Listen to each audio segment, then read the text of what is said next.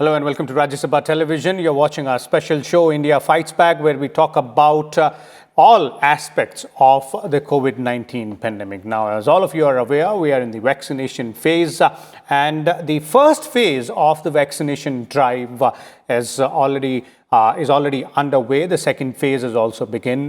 Today, we're going to talk about the proposed third phase, which the health minister just recently has said that is likely to begin in the month of March. And that particular phase will focus on the age group of 50 plus, that is those who are aged above 50 but with comorbidities. That is going to be the focus areas. For the third phase, almost 27 crore people who fall in that particular category will be the focus of the inoculation drive in the third phase for COVID vaccination. Today, we're going to talk about all in that particular aspect. And for more on this, we're joined by a distinguished panel of guests. Let me first introduce our guest to you, beginning with Dr. N.K. Ganguly, former Director General, Indian Council of Medical Research, is joining us. We also have with us Dr. Rakesh Agarwal, Director of Jawaharlal Nehru Institute of Postgraduate Medical Education and Research. He is also a member of NAGVAC, that is National Expert Group on COVID vaccination. And Dr. Rohit Sareen, former Director of NITRD, is also joining us. Welcome, all of you gentlemen, to Rajya Sabha Television. Let me begin with you, Dr. Rakesh Agarwal. Let's start by understanding what exactly is going to be the focus area when we talk about, inoculation of the age group of 50 plus with comorbidities.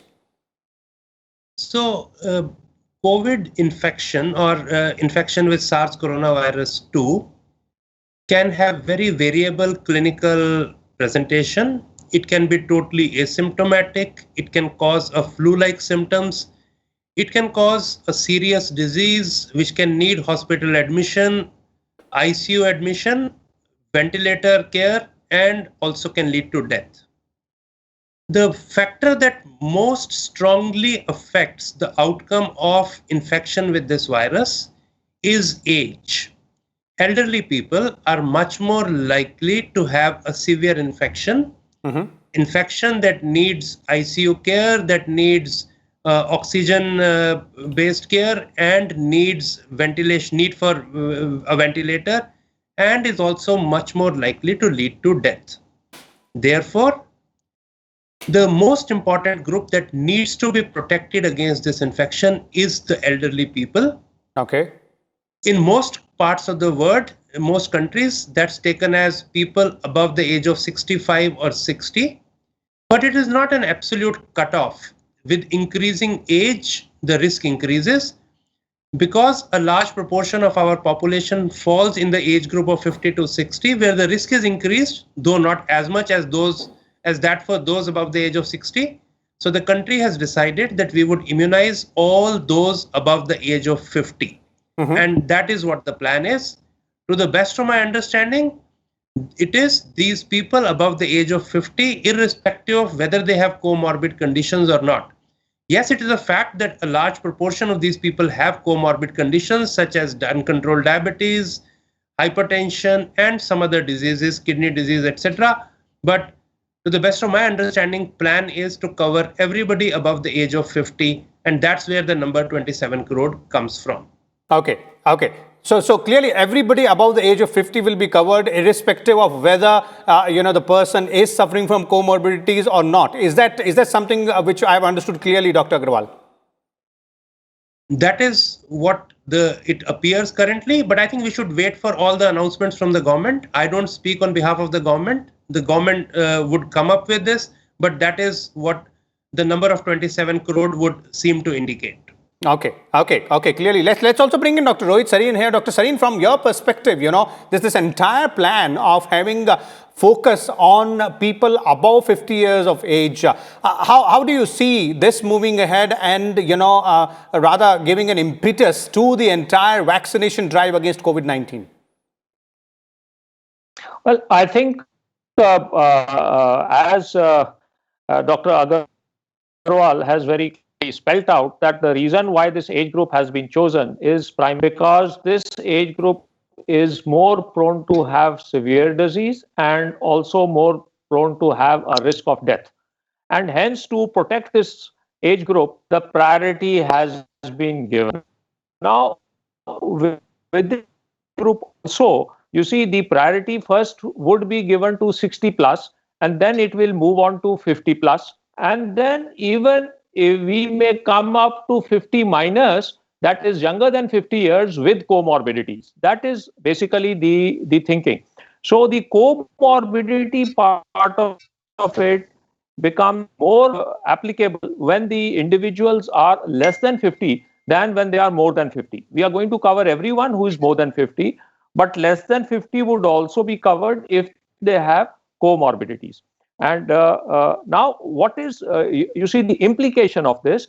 Number one is, of course, that we save lives. That is something which is very clear, because we protect a population which is more susceptible to severer disease and death. But at the same time, the concept of immunization primarily is not only for that individual, but it is also to generate some level of herd immunity in this society at large, so that transmission risks are. And even though the efficacy of the vaccine may not be as high as with some vaccines, but still its applicability on a larger platform gives us that the transmission risk is reduced. So that is the whole concept behind the vaccination. It protects the individual to some extent, but largely it also protects the society from the transmission risk. Okay. So individual and by extension, the society has to be protected. Let's also bring in Dr. N.K. Ganguly here. Dr. Ganguly, your views on this aspect of the vaccination drive, that is the focus on the age group of 50 plus. Yeah, actually, these are the priorities are made according to 6 or 7 parameters. These parameters are, as both of the panelists have said, one of them is case fatality.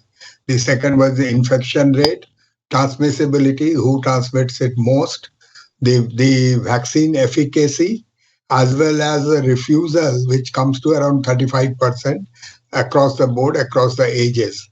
And also whether you had antibodies or you do not have antibodies before the vaccination. That part is not very practical. So the age group which transmits most COVID in influenza model has been taken to calculate all these. In influenza, it is the young children as well as those above 39 or 40 are recommended for vaccination. Here, the matrix has changed. So here the transmission happens by, the maximum transmission happens by 29. This is across the world, which the data which has come up, 29 to 39 years. However, the maximum death occurs above 60. It doesn't occur between 50 to 60. Maximum case fatality rate is, and as Dr. Agarwal says, as you advance in age, it goes on high. It is very difficult to really look at the comorbidities. In India, every 5th person is a potentially diabetic. The kidney is a hypertension. The hypertension is also very, very high, much higher than the global matrices. So I will agree with Dr. Agarwal that I will not look at the comorbidities. So looking at all of these, all meta-analysis which is available, as well as the transmission rate which is available now in India, and vaccine efficacy, pegging it at maximum 70%, but maybe around 65%. The 60 and above, it will be the recommendation, not above 50. And there are large number of publications on this, where people, the epidemiologists and public health guys and statisticians have created the analysis and modeling. So at this given moment, for Indians, 60 and above will be the best. However, there are some things which are coming out of Indian vaccination drive. I am attached to 4 hospitals in Delhi. 3 of them are measuring antibodies before and antibodies 15 days after the first vaccination. Not all of them have received the second vaccination. 25% of those guys who were tested for vaccine. About 3,000 or so people in medium hospitals were vaccinated, 3,300 or 500. And 25% of them have antibodies 15 unit or less, 25% of them. And for the older people, the vaccination effect is much poor than those who are above 65 or 70. The response rate is very widely spread. So some have very low, some have medium. So we will have to take into account that whether those who are elderly, whether they will need another booster sometimes forward or not. So this is being done around the world. The data will come up. And when the data comes up, then we will know that whether this is really needed or not. Transmissibility now with the Pfizer data which is available, those who are getting vaccine, even if they are asymptomatic, their transmission is curtailed. So the vaccination itself is a good news for everyone.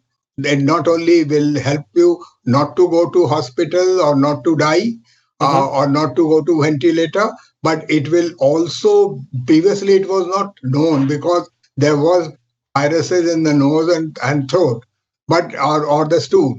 But now it is well known that the new Pfizer data have come up. It is well known that the transmissibility also, the asymptomatics will also not transmit the infection. If vaccinated.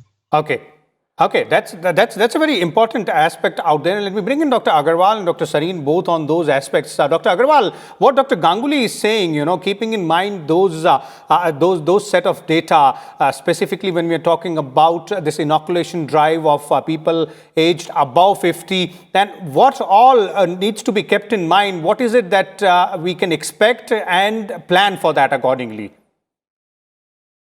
For immunizing people, plans would mean logistics. We need to have the vaccine. We need to have it reaching the place where people are. We need to have the cold chain. That means place to keep the vaccines cold and safe. We need to have other supplies. We need to have healthcare workers. We need to have a place where people can report and a system that can keep track of all this so that supplies are there in time, so that personnel are there in time, people know where to come. All this is being done and planned, and I'm sure in the next few days we would have more clarity once public announcements of these arrangements are made. So that's all that we need, and we need to have education, we need to have information to people, IEC material, information, education and communication, and all that to the best of my knowledge is being done. And we should be hearing about it soon. But what about that particular point, that data which Dr. Ganguly was referring to in terms of the vaccine response in elderly people, and might be a requirement of the booster dose, sooner than what might be planned? See, I think we already know that in any age group, when we are giving 2 doses, what is the duration for which protection would occur is not known. That's a well-known phenomenon that all of us are aware of. We do know that it will work for a few months, but it could be longer. All that will need further work. But remember, we are in the middle of a pandemic. Right now, in public health response, it's a well-known principle that if you can do something today, you do it without waiting for full information. If I know that a tap has dirty water and people are getting sick from it, I don't even wait for it to be proven that yes, water is contaminated. I would seal that tap. Same here, we know that these elderly people are at a risk of disease and we have a vaccine to prevent. So we go ahead, we give them vaccine. We have the resources to do that. We are producing, we have the money, we have the staff, we have the understanding, so we would do it. Of course, studies would go on, and if at some stage we think a booster is needed, we would go for that. We would change course as dictated by the new information becoming available. But as of today, we have to act, and we are doing that. Okay, fair enough. Definitely, it has to be acted upon in terms of tackling the challenges, posed by the COVID pandemic. And as Dr. Agarwal is pointing out, more data would mean, more understanding, and based on which the decisions might be tweaked, the strategy might be tweaked accordingly. Dr. Sareen, your point of view on that? I think I would agree with Dr. Agarwal that yes, the complete information is still not with us in terms of the protective efficacy of this particular intervention over a period of time. You see, we have been talking earlier of some months, then it came on to 6 months, then 9 months. Now people are saying about a year. But yes, if we take in, consideration other such vaccination programs which are there, like the influenza vaccine program for the elderly, there an annual shot is recommended for a number of reasons. Firstly, that the virus mutates also, and therefore you may need to give a vaccine which is more effective against that specific virus, and so on. Now, as far as this present situation is concerned, we already have said that there are going to be 2 doses for the vaccine that we are using, whether it is Covishield or whether it is Covaxin. Both of them will have 2 doses, and we are not using currently in India the Pfizer vaccine, which Professor Ganguly, alluded to.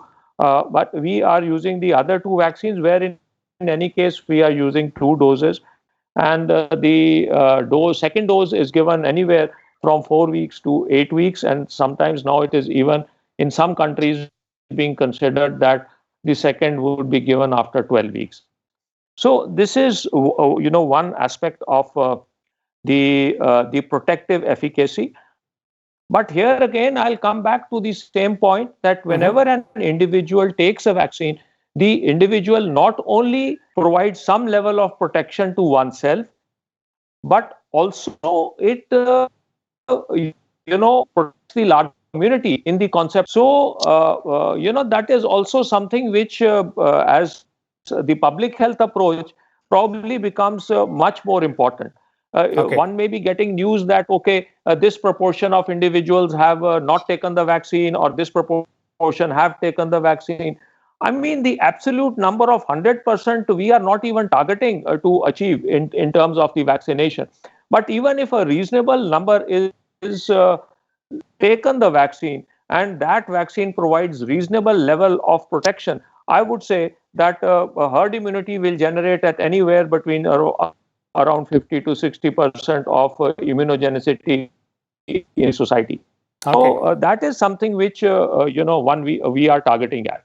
Okay, definitely the principles of public health are something which have to be adhered to. As Dr. Agarwal was also pointing out earlier, we are in a pandemic situation. We have to act accordingly. Dynamic decisions need to be taken based on the information, based on data which is made available to the policy makers and decision makers from time to time. Dr. Ganguly, I'd like to come back to you, and from your perspective, sir, in terms of what needs to be done from here onwards when we're talking about this specific group of 50 plus, those who are aged above 50, and then how to move about, what more can be done to ensure that this entire process is implemented properly and it helps in achieving the desired result? Actually, these differ from country to country. I will like to say that globally, like some of the vaccines now have been used for more than 2 months or 3 months, taking the trial period as well as the launch.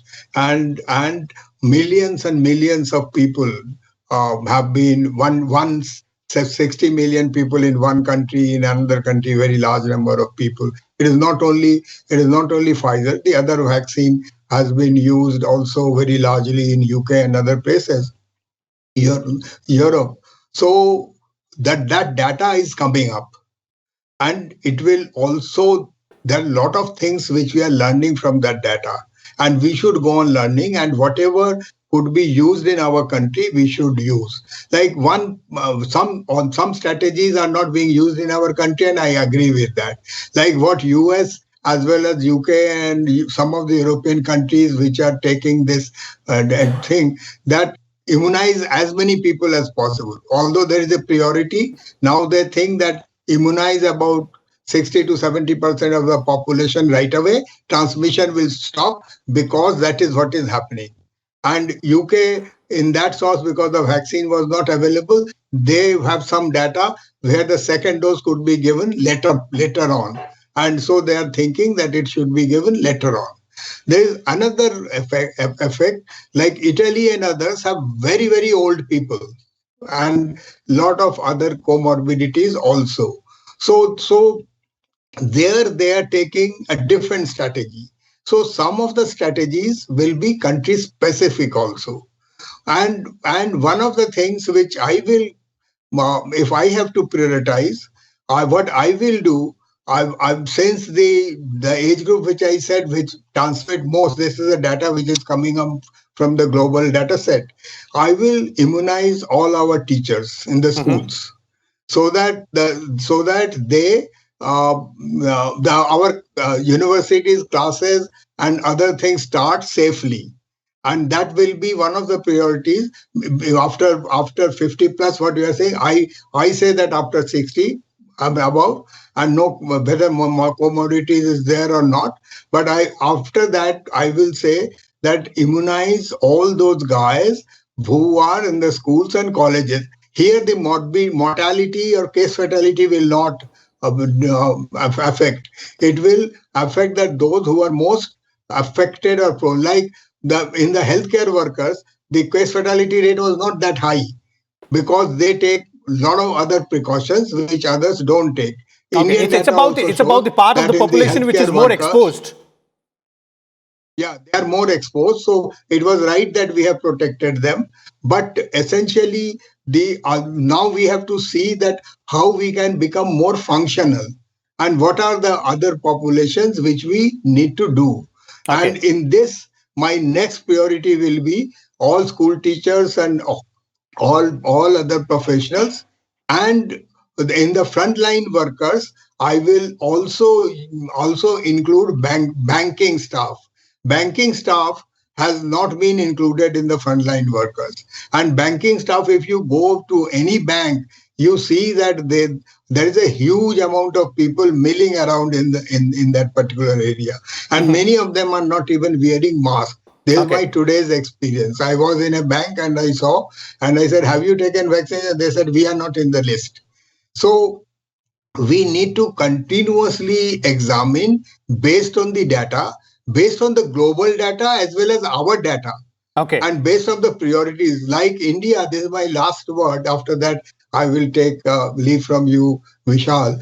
In the Southeast Asia, if you leave China, the three countries which have most infection at the moment are India, Indonesia, and Nepal. Nepal also has a surge. So as we were saying, we can't rest in our laurel. If Nepal has got more infections, we can't rest because the population mixes very strongly. Definitely. And as Dr. Agarwal said, we need to, because many people are refusing. Refusal is around 40%. There are lot of misinformation, misgivings which are there in the people. And these are flying through the information in the net, which is the most dangerous information sometimes. And we need to really inform people appropriately. Definitely. By the scientists who really analyze the data and not go on the internet and newspaper reports and then make an opinion. Thank you. Those are some very, very good suggestions coming in there from Dr. N.K. Ganguly. Thank you so much, Dr. Rakesh Agarwal, as well as Dr. Rohit Sareen for sharing your views with our viewers here on this important aspect, as our panelists pointed out, all which we need to know in terms of the next phase of the COVID vaccination, and that will be focused on those who are aged above 50 years. But this is all about vaccination. Let's not forget the other important aspect, and that is the COVID appropriate behavior. Simple 3-step process which all of us need to follow when we are in public domain. Number 1, we need to wear a face mask always. We also need to ensure Hand hygiene, proper hand hygiene by washing our hands regularly and follow physical distancing when we are out there in public domain. These are 3 simple steps which will go a long way in not only protecting you but also your near and dear ones. That's all we have in this episode of India Fights Back. We'll come back again tomorrow with a different topic. Till then, keep watching Rajya Sabha Television.